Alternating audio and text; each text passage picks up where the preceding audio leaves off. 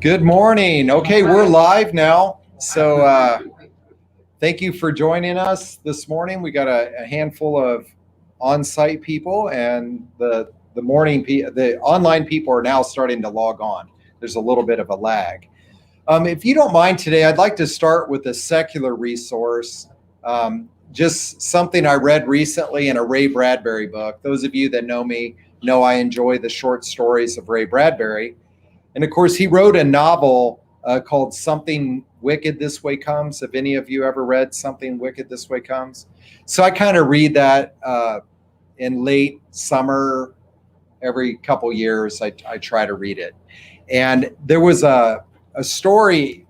As part of the story, there's this evil carnival that's coming into town, and it feeds off people's sin and guilt and lusts and desires, right? But it does it in a way that you think you're getting a good thing.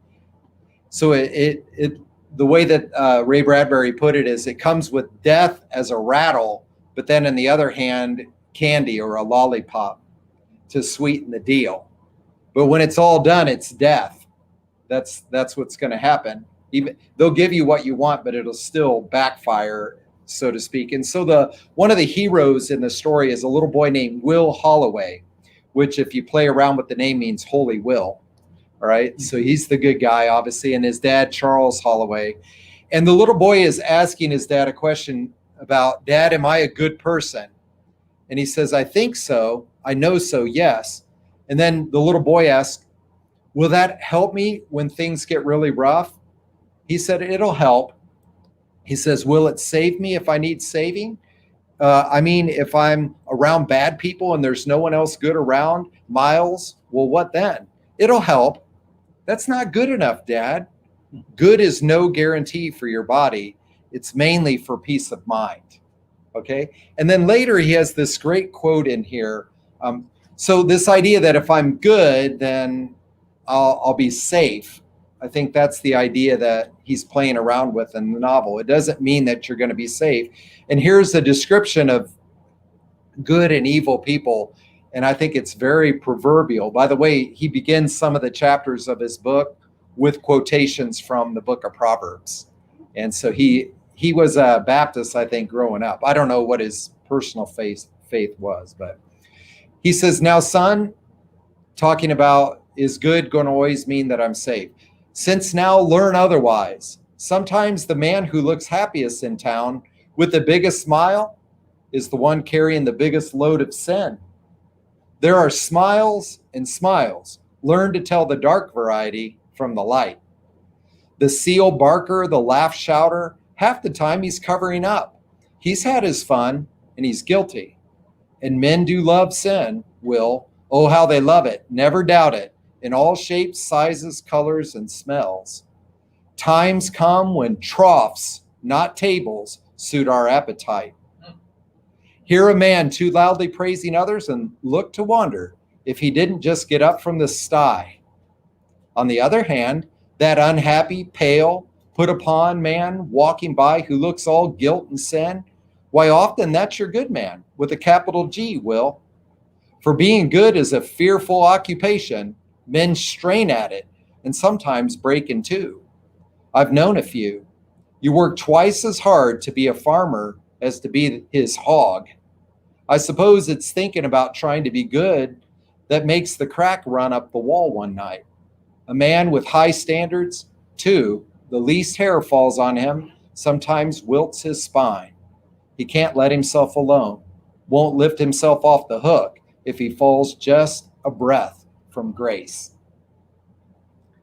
And I thought there was a little bit of that fatherly advice being given in the book of Proverbs, if you would agree with that. So I thought I would share that with you. So we don't even want to fall a little bit from grace. And our goodness isn't, we're not a people looking to be good enough. Well, that's enough. Give me the mathematical amount of goodness I should have. We're striving. And that striving for goodness means that we're under the load of guilt sometimes, which means we're not the happiest or the smiliest or the people that walk debt-free. In some ways we are, But in other ways, we're holding ourselves accountable to God's law. And we are repenting of that when we fall into sin. And so the world that's only happy doesn't have to worry about that. But that's a wonderful burden to lay at the cross, to go to the Lord and say, I have many sins, and the Lord to bear them all away. So I just thought I would start off there today with that little quote from Ray Bradbury's Something Wicked This Way Comes. So again, the adulteress, her feet go down to death. Her steps follow the path of Sheol. You want to know where adultery will lead you, son? To the graveyard. She does not ponder the path of death. I think we did that. The path of life. Her ways wander, and she does not even know it. Okay? Just like King David didn't even know his sin, so also a lot of people who are sinning don't know their sin, but they will know when they arrive at that final destination. Okay? I feel like maybe I didn't write down the right place where we stopped, but we'll just keep going. And now, O sons, listen to me and do not depart from the words of my mouth. Keep your way far from her and do not go near the door of her house. Today in the psalm we had, the Lord the Lord has regard for the lowly, and the haughty are far from him. It's not, in other words, when someone's calling out for the Lord, he's always to be discovered near. But for the haughty and self-reliant, God is far away. Not because he's actually far away from them, but because they have no need of God. And they do not call God to action. So he's saying the same sort of thing here when he says, don't go anywhere near her door. Stay away. Okay? Lest you give your honor to others and your years to the merciless. So when we fall into sin, by the way, we fall into the hands of people around us. They could be even more wicked than you, but they can punish you for your wickedness, right? It doesn't get you off the hook to say the judge is a sinner too, so what right does he have to condemn me in the eyes of the law? We don't. But when we sin like that, we're going to fall into the hands. And by the way, it is going to be lengthy, our fall from grace. You know, it's kind of amazing that the world does not easily forget sins.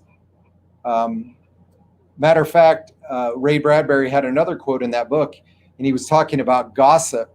He says, we salt our lives with the sins of others. Right? I hear a lot of that conversation where we're getting too much sodium of other people's sin. It's what we're talking about. And in the midst of that, we lose the other message. And so he's warning, though, that the satisfaction was instantaneous, but the results and consequences of that sin could be over a lifetime, years before your reputation recovers, perhaps even a little bit. Yeah.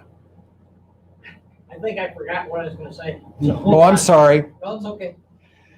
So that now, lest strangers take their fill of your strength and your labors go to the house of a foreigner. So this is, again, continued consequences of adultery, is some stranger takes the fill of your strength, right? You put yourself into the hands of others when you sin. And this is a theme in the book of Proverbs, is this is a negative thing when it comes to adultery and sinning. It's a negative thing when it comes to borrowing money too. Okay, so he'll talk about that. And your labors, everything that you work for, in that one action, everything that you sweated for and worked hard for can end up into the house of another man or a complete stranger because of your behavior.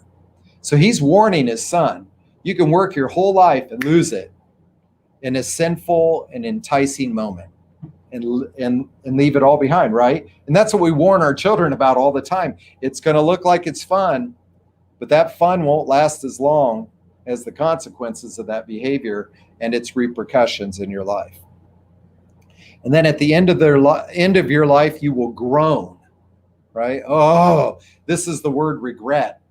Okay? When your flesh